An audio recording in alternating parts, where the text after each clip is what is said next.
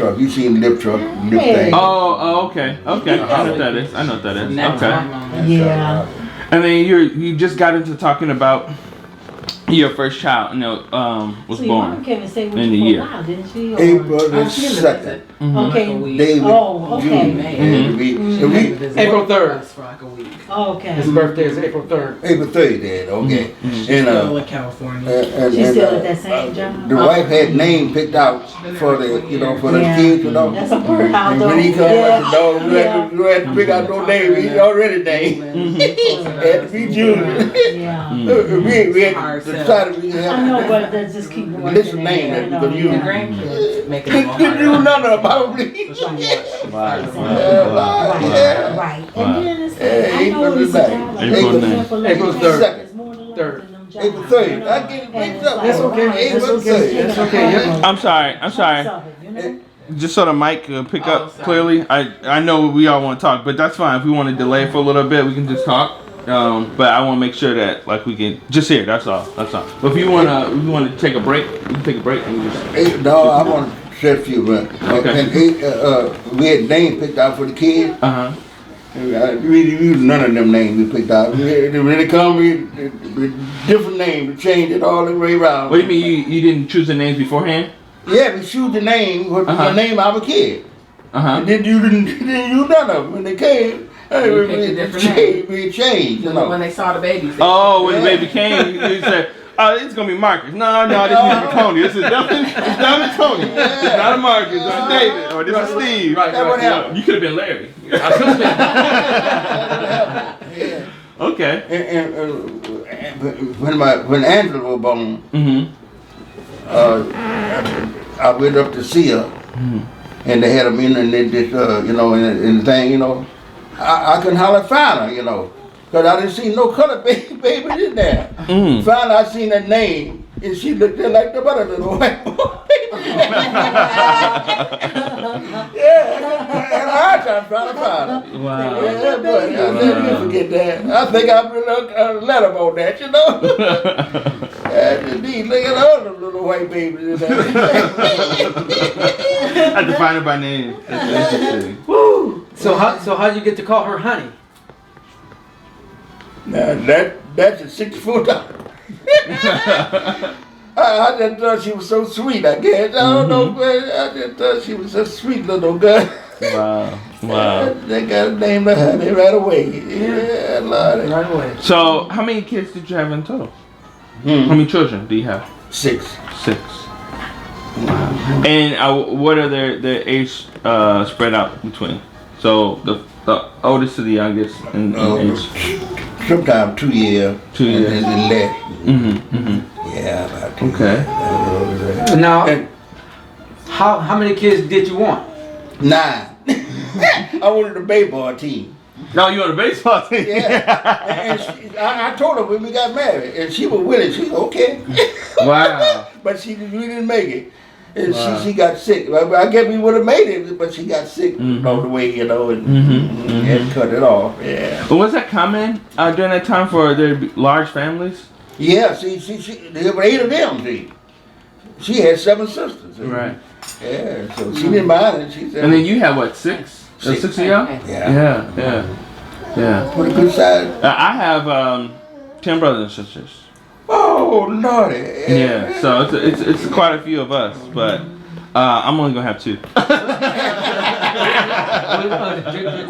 I told Aunt Ed that you had about 10. I said it's about 11. Yeah. And she said, "Well, I wonder if he's gonna make a lot himself." No. And that I couldn't answer. No. I don't know. Like, Aunt Ed was telling us about how Aunt Mary was telling us about how she went to beauty school, and she said she should charge 25 cents for a press and curl. And I asked Cody, I said, Cody, how much would something like that cost? She's like, oh, $50. And I was like, the difference in cost, is way too much. It's way too much to have. I don't know, have such a long term. Like growing up, it was just tough for my parents, and we didn't all live in the house at the same time. But you probably growing up, you guys all lived in the house at the same time. Yeah. Yeah, more or less, more or less. And based on what Aunt Mary and Ed and Faye was telling us, they all lived in the house at the same time. And So I can only imagine. yeah, it was 9 of them. What if 9 of them? Was it 9 or 8 of them? Yeah. Yeah, I think. 8. Yeah. And it would have been more, but one passed away. The twin passed away. I said 9. Mhm. So, Dad, you say it was 6 of you guys, siblings, and you had 6. Now, didn't y'all have different mothers and fathers and things? Yeah, I had some half brothers. Okay. I had half brothers, yeah, Mhm. and half sisters. See, Okay. yeah. But it was about 4 of us at the whole, more or less. Yeah. And so, my dad married 2 times. We married 2 times. okay. And what was your father's name? William Blake, William Blake. Yep. and I named my second son. He was William Blake. Okay. Okay, what was his name supposed to be before it was William Blake? Yeah, but like I said, we had a list. I don't remember that list no more. Oh, you don't remember that list anymore. so before you even had the first one, you had them all named? Yeah, the white had all the names. He's like, okay, this is my baseball team right here. It's going to be booked. Yeah, because Wow. we were gonna have a baseball team. Yeah. And we had all names down. And Wow. didn't do one of them. Nobody sitting on the bench. He had a full team out there. That's interesting. That's interesting. Yeah, that was amazing, you know. And I always told David, I'm 30 years old he is. Mm-hmm. And he was born on the third, and I born on the 9th. Mm. Yeah. And I think about that picture of who come to dinner. Mm-hmm. You know, that guy, he said, Daddy, you 30 years old I am. You don't know nothing about my life.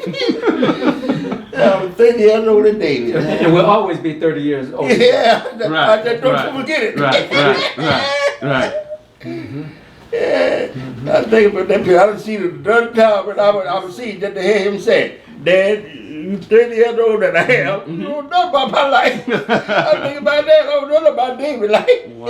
Wow. So tell me about, you said that, you guys would have had more kids, but your first wife got sick and then she passed. And that's when it sounded like Aunt Faye, Aunt Mary, and all them came in the picture to help you with the kids.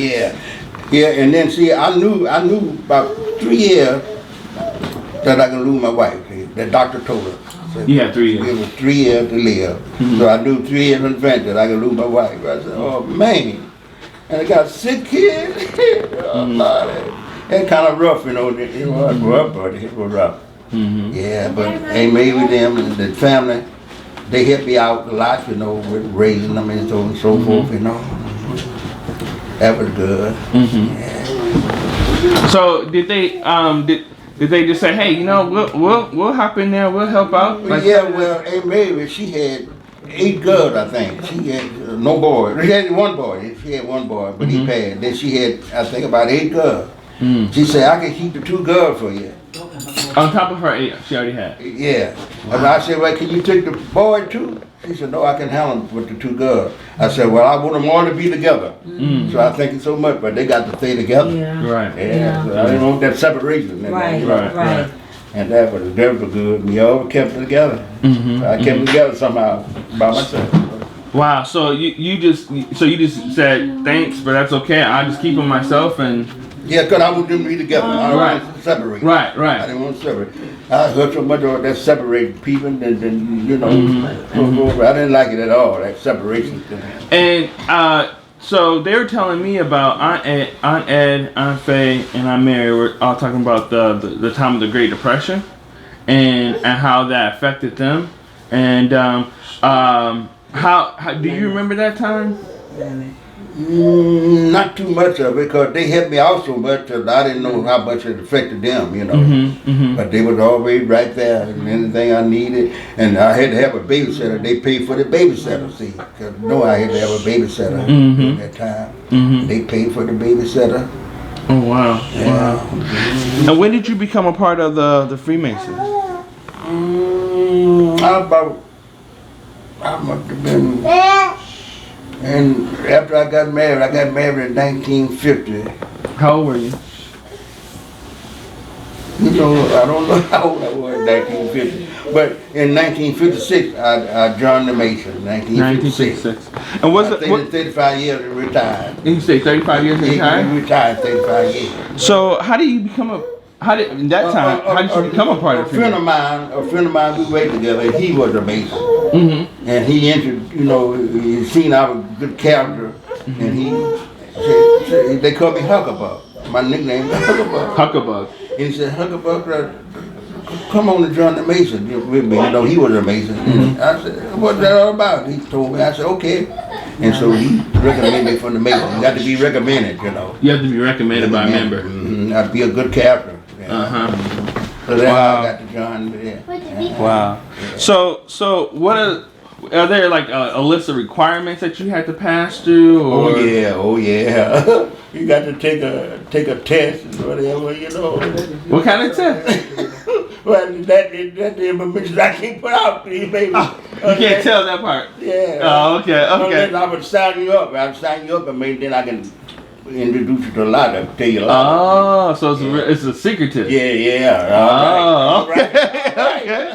Yeah, because you know today you hear about people talking about the Masons and the Illuminati and all these secret societies and so forth. So to actually meet somebody that was a Freemason is very interesting. You know, to have that. But now, could a white person become a Freemason? What you talking about? They got Lord, they got their and we all know the secret of whatever, you know. Yeah, there's a lot of white Masons out there. Okay. So it wasn't like a color restricted. St. John Lodge, you saw that. St. John Lodge, Okay. number 44. They got different numbers, you know. But Okay.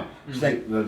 John Lodge, number 44. And were there any white people that were Masons in your lodge? Wasn't none in my lodge. Okay. But I knew the many white, you know. And did you guys all work together at all? Yeah, we visit lodge. Okay, you visit lodges. Yeah. Wow. Yeah, And this is still going on to this day, right? Freemason? Yeah. I call my brother, you know, and when one passed, we be part after for the family, you know. Yeah. And so let me ask you this too: is it similar to what they call a fraternity? Oh yeah. Okay. So, yeah, but okay. But it's even harder to get in. Interesting. Okay.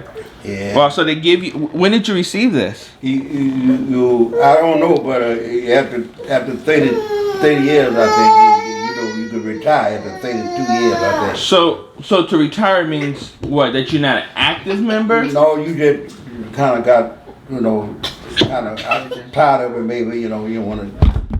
JJ, careful. You ain't gonna go to your feet no more or something. You know. Oh, okay. Okay. Yeah, because I was telling him about that picture, the pictures you sent me, and one of the pictures was he was standing with a bunch of African men, you know, and just all dressed up nice. They look proud, you know. And I was saying that was like really amazing to see that many African men. It looked like a positive setting, you know. So I was asking about it, and that's when he told me, that's the Freemasons in that picture. So. Did you see a picture of I was in the service? In the service? Yeah, I was in the Navy. Yeah, I think so. Yeah. Lots of pictures. He got one. I don't even have, but he got one on the wall. Okay. Right. Oh yeah. I was a cook in the Navy. And you joined them before you got married? I joined that after I got married. After you got married. Okay. After I come out of service. After you come out of service and got married. Yeah. Okay. See, so you weren't quite in the Navy. What was the name of the National Guards or Coast something? Guard. The Coast Guards. I was I joined the Coast Guard, but the Navy was in charge more or less. Okay. You know, you can say Coast Guard no more. Navy, yeah. Navy taking over. They were top dog. Yeah. And so that's where you learned to cook us all our fine meals, right? That's when you learned to cook us all our fine meals. Yeah. See, all you could do, determination. All you could do was cook in the Navy at that time. You know? Yeah. A long time before they open up, you know, you could be Anything. bosun mate, you know, anything like that, secretary or whatever, you know. Yeah. One time you could do nothing but cook. Yeah, they had discrimination. Yeah. Did you see a lot of discrimination in the service? Kumani. Yeah, I was in New York. Me and my three of us. One, I was the only color, two white. We went in the bar, and You went on the what? in the bar. In the bar. In the bar. Yeah, and we ordered a drink. We all drinking beer. Mm-hmm. I drink my beer and they drink my beer and set the glass down, empty. The bartender taking the glass and broke it. Broken. That's why I got finished drinking beer. Why you serve it? That's discrimination. Right, because he didn't want to serve it to anybody else. Yeah. Wow. And my buddy, my white buddy, used to come on that go. They didn't even like it. Right. Yeah. Let's go. Come on, let's go. We walked out. Wow. In New York. Wow. Yeah, and a lot of people thought that racism only existed in the South. Yeah, shoot. But they said that the North was just as bad, if not worse. Woo. Well, Daddy, wasn't the story when you were in the service or getting ready to go, you was at a bus station and they kind of left you, or can you? No, something like that? when I joined the service, they had to take my training in New Orleans, Louisiana. That's it. And the guy in charge, he put it in the, he just put it in the station and said, you stay here till I get back. A color guy come in there and taking me out and put me in another part where they separated, the stations. Mm-hmm. And he saw me in there with another white guy, my buddy. He come got me and taking me in the color trading station. Mm-hmm. And when my man came back to pick us up, he looked and he couldn't find me in there. And he walked around there and he said, "What are you doing over here?" I said, "Man, come got me over here." That was in New Orleans. Mm-hmm. He didn't want me in that side. They had different sides. Right, so at the station, there's a side for the black people and there's a side for the white people. Mm-hmm. And then on the train, when I got the train in Alabama, Mm-hmm. and I got on the train and they pulled a curtain, separated from the white. Wow. And on the same, on the train, put it on coat, put it on coat. And they pulled a curtain. Was there ever any black people that actually said something like, "Hey, this is not right"? Or no, you ain't no sign there. You right or wrong. You had to put up with, Mm-hmm. Yeah. Mm-hmm. And did the Freemasons ever get involved in any civil rights? So yeah, but King, he started all that. Yeah. Who? King. Oh, he was a Freemason. No, I mean the civil rights business, Right. Now I was asking, did the Freemasons ever get involved in like anything dealing with the civil rights movements or going against discrimination? Say, hey, this is not right. Not really, because everything was kind of okay then. When I joined, it was okay. Yeah. Mm-hmm. And did black people seem to work together a lot, like for positive things, like the community and so forth? Yeah, that's what it's all about. That that is community thing, bring the none of the kids to know that do right and everything, And how did you guys get involved in the community? What kind of things did you do? Well, like I said, we teach kids, young kids, to get them together and kind of train them, and be upright, citizen, be good. Mm-hmm. Did you guys was it like a school for them, or was it like an after school program? Or? Not a program, but we just bring them to our lodge and help them out, and tell them how to do and be nice, And have a party for them, and at school time we give them books, and listen to, It's okay if we can take a walk outside. Yeah, it's like the organization. I think it's real nice, Learn how to be better. And you see a person in trouble, you willing to help him out to the length of your cable, the best you can do, whatever, Right. Yeah. I know one day I was going to work, and the fella, he fixed a flat tire, and I stopped, and You couldn't get his dog up there, off the tire, you know. Mm-hmm. And I got my love ring and helped him out. Mm-hmm. You know, things like that, you know. Right. Helping people out, you know. Yeah, definitely. Yeah. And if you're Mason, you go to Lincoln, you go further, you go to Lincoln Cable, and once you find out that you're a Mason, you know, you do it extra special. You know? Right. Yeah. You gotta help Really out. help you anymore. Right. And how was Detroit at that time? You know, from what I understand, Detroit has like gone downhill, right? That's what the news tells us. That's what the media says, that Detroit at this time today is not like it once was when the industries that were there. You know, when it was very industrialized, like Ford Motor Company and so forth, and lots of factory jobs. And now that those jobs have either gone overseas or they've moved them somewhere else, they're not. Detroit is not what it used to be, and there's a lot more crime. You know, you had issues with the mayor in Detroit. What was Detroit like when you were working for Ford? I thought it was really nice, eh? Mm-hmm. Yeah, I thought it was really nice. I thought it was beautiful and up to date, you know, Mm-hmm. going smooth, everything nice. Mm-hmm. But as time go by, it did change, you know. Mm-hmm. And what was it? Because today Detroit is like what, 80% African American? It's really high, right? Mm-hmm. Was it like that then, when you first started working at Ford, or during your time at Ford? Yeah, I think so. Yeah. The population was really heavy, you know. And when do you think it really started to take a turn for the worse for Detroit? Around what time? In the 60s. In the 60s. The later 60s. Like you can see some change, you know. Yeah. That's around the time when, you know, you had Martin Luther King, you had Malcolm X, and so forth, really being vocal about the situation.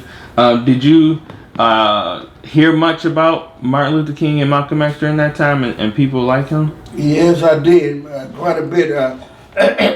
Mostly over the news, though. You know, I wasn't involved in that, you know, in none of them situations, more or less, you know. But I would hear about it, you know. Yeah. Because, you know, at one time, when Joe Louis had that fight or something, I had to walk 3 miles to get to the radio, you know, to listen to it, you know. Wow. Yeah, I had to walk 3 miles. I know some people had in a town, more or less, and they had, you know, electric and everything, you know. See, we didn't have no electric out there. And this is when you lived with your father? Yeah. See, we didn't have no. Wow, you guys would walk 3 miles We just didn't to have hear. yeah, we didn't have no electric. We didn't have no electric. We used lamps and stuff, you know. We didn't even have a radio. Wow. So Getting the news was kind of I was like, unless you talked to somebody who had a radio, you didn't really know what was going on in the United States. Yeah, a long time for like I said, I had to walk 3 miles. They had Joe Louis fight that night. Wow. Yeah. So, do you ever remember getting like news that came out like that happened a month ago, like something, I don't know, major that happened, or like, how did you? That's kind of a foreign concept for me, because I grew up in the time of the internet and telephones and you know, like you could just call somebody, oh, that happened, or you know, or you watch TV and hear the news, or you listen to a radio. So we didn't have a radio, see. Wow. Down in the country, we were 3.5 miles from a town maybe that had electric, maybe, you know. And how close was your nearest neighbor? Oh shoot, I could throw a rock to the house. Oh, okay. Yeah. Okay. Wasn't that far away. Yeah, I could throw a rock. But so if that's the case, what I'm understanding then is that